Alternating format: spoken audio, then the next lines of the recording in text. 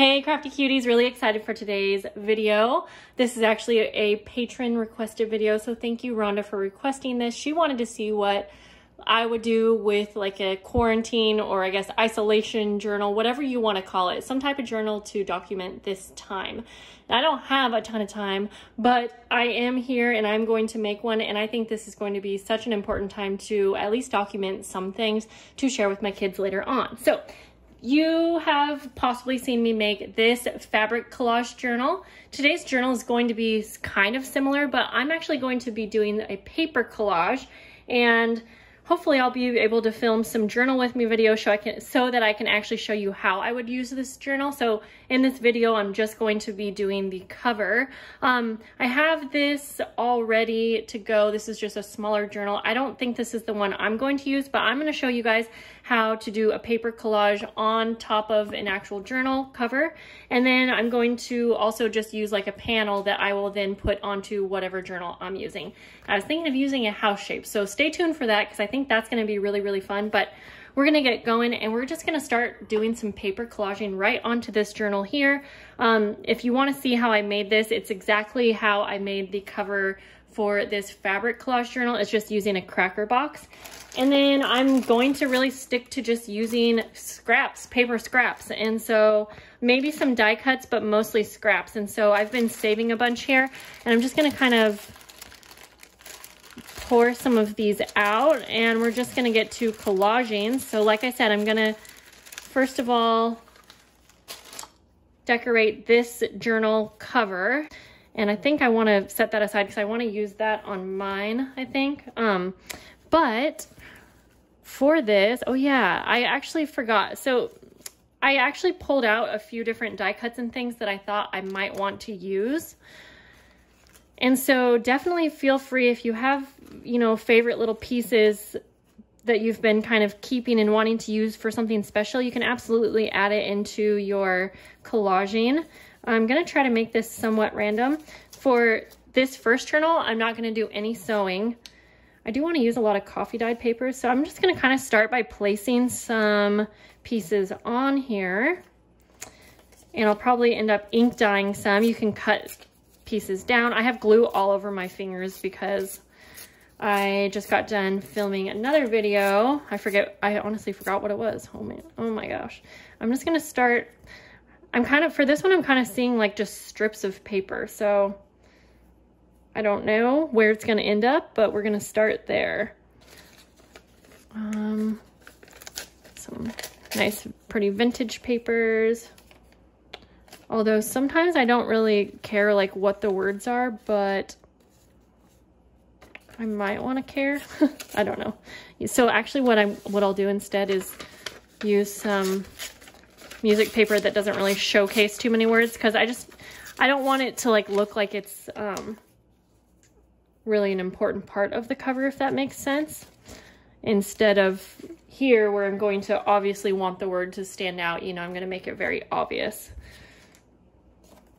So I think, like I said, I'm going to go for more kind of vintagey for this one. So I don't know, for some reason I like the idea of just using strips of paper and then possibly adding a couple things going across horizontally, if that makes sense. And this is just a really good way to use up your scraps, and embossed paper is going to look really great here. Now I'm trying to decide if I think I will go ahead and collage the entire journal, because why not? So got to kind of think about where that spine is, just so I make sure that things aren't going to get in the way with like the folding, if that makes sense. So you don't want to put it on like the fold of the spine.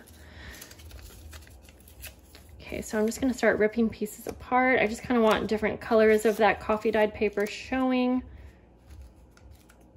And I will start gluing down once I'm pretty happy with my start. I have some this paper here. Let's see. Ooh, and this would be kind of fun to use any types of like die cut or like paper punched pieces. I think that would look really cool. So I think I'm just gonna start gluing down like stripes. Like this isn't normally, I guess, what I would possibly do for a collaged journal cover, but I'm really liking it right now, so I think I might just go with it. Because if you get too far and you don't start gluing down, then you'll want to take a picture, and so you can remember where your pieces go, you know. Okay, so I'm gonna just kind of stop myself here and start gluing things down. I was thinking, so I have this cut apart, and this was something that I intentionally put in here thinking I might want to use it. It might be cool to have a house on here. This isn't going to be my quarantine journal, but I still like the idea of having a house because I might like sell this one in my shop or something like that. But I'm excited to get to this one because I think a house-shaped journal is going to be really fun and something I've never done that I can remember. Okay, so I'm gonna start gluing down on this side over here. So this will be somewhat repetitive, but okay, since I'm not going to be, what's the word? Since I'm not going to be sewing this one, I definitely want to make sure I get a good amount of glue. So I think I also mentioned using my ink, so I'm gonna grab that as well, and I'll be right back. Wow, it looks like a disaster on my desk, but to save a little bit of time, I am going to go ahead and ink up around the edges of all of these, or most of these pieces, off camera, and then I will also probably speed up the gluing because I really want to have time to show you like how I'm going to finalize it. And so I will be right back after I ink up the edges of most of these. Now, while this is definitely a different approach than I took for the fabric collaging, which I did more of a random kind of pattern, I mean, it kind of goes to show that there's really no right or wrong way to do this.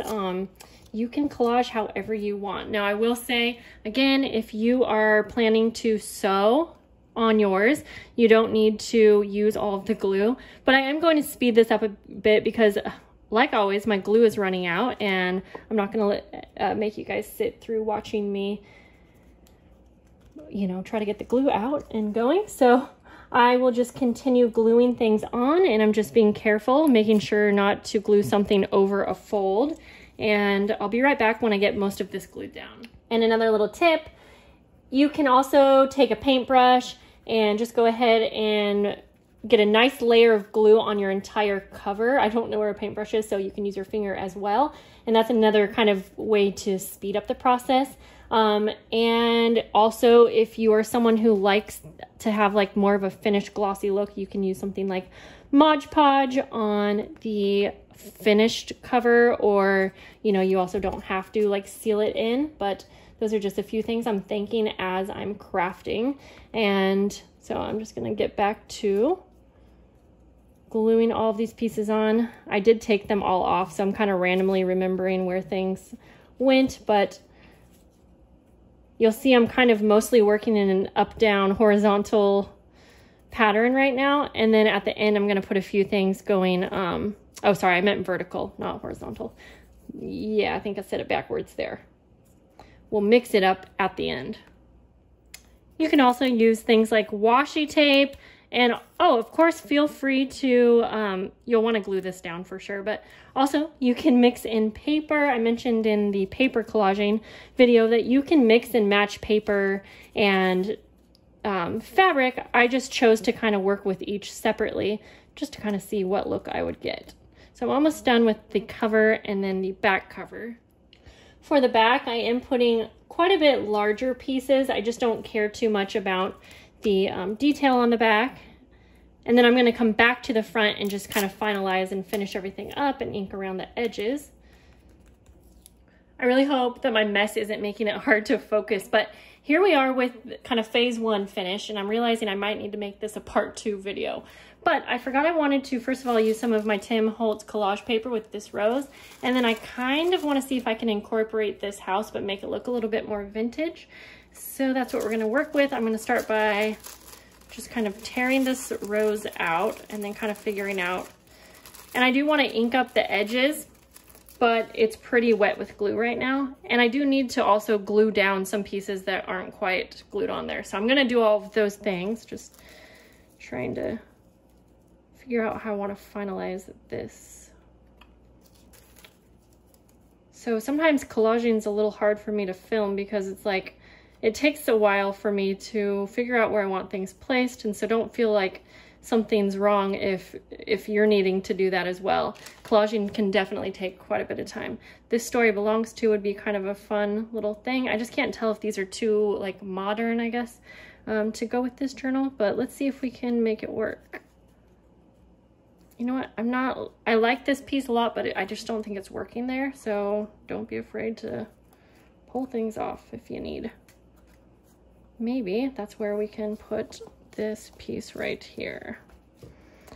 Yeah. I'm gonna try to stick this down just kind of right where I took that other piece off. Okay. Just kind of stick that down.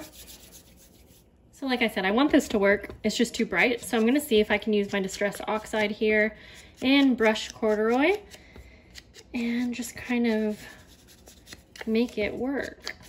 Kind of go like so. I don't mind some yellow peeking through at all.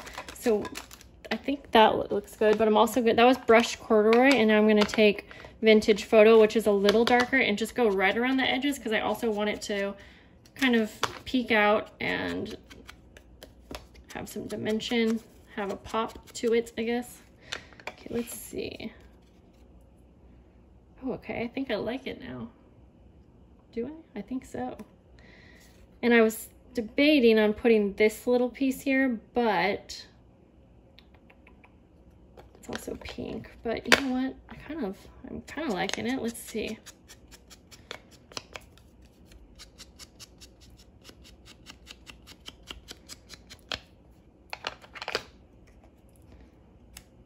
Okay, I think I like it. Now I'm almost feeling like I kind of want to incorporate this fabric. It was in my little bin here. I feel like for some reason that just makes it tie together. And when I feel so strongly about something, I don't really want to question it. This is just a little piece of muslin, and I liked the look of that right behind that. Kind of like a centerpiece to the collage. And then I'm thinking of adding a brad right here so that we can put some trim to make like a closure. I think I'm going to go for it because I think when you like something so much, just don't question it, just do it. And so we're going to go ahead. I'm going to have to see how long this video is. I really thought I would be able to make a second journal, but if I can't, then I think you guys kind of, I mean, this is exactly what I will be doing for the house-shaped journal. So I think I'm probably going to have to stop it here, and then just in part 2 I'll show you what my house journal is going to look like. Kind of like that. Okay, now I'm really liking it. My hands are so dirty and gluey. Okay, I'm just adding a little piece of muslin. I just kind of wanted that to peek out just a bit. Oh my gosh, I have so much ink on my fingers that, like that. Okay. Okay, I'm just gonna add my little eyelet here. Then this journal will be done. Of course, I need to add pages to it. But if you want to see how I would add pages to this one, you can check out the fabric collage video because I'm going to do it just the same way. I'll add one more back here. All right, guys, minus the pages, here is our super cute collage quarantine journal. And once I get pages in it, I will be listing this in my shop. But I hope that you guys like to see this collage done. And thanks to Rhonda for kind of giving me the idea, for sparking this idea. And I will hopefully have some journal with me videos coming out shortly using my collage journal that I'm going to be making on the side. And again, it's going to be the same rules there. I'm just going to be doing it on a panel that's, I was thinking of windows and stuff, but I don't think I will. It's just going to be shaped like a house, and I'm going to pop that on top of a journal. So I will see you guys in the next video. Bye. So I wanted to show you guys really quick in this video. This was the final collage house that I'm going to use on my own quarantine journal. Baby girl is asking for me, so I'm going to go. You'll see this in part 2 sometime. Okay, bye.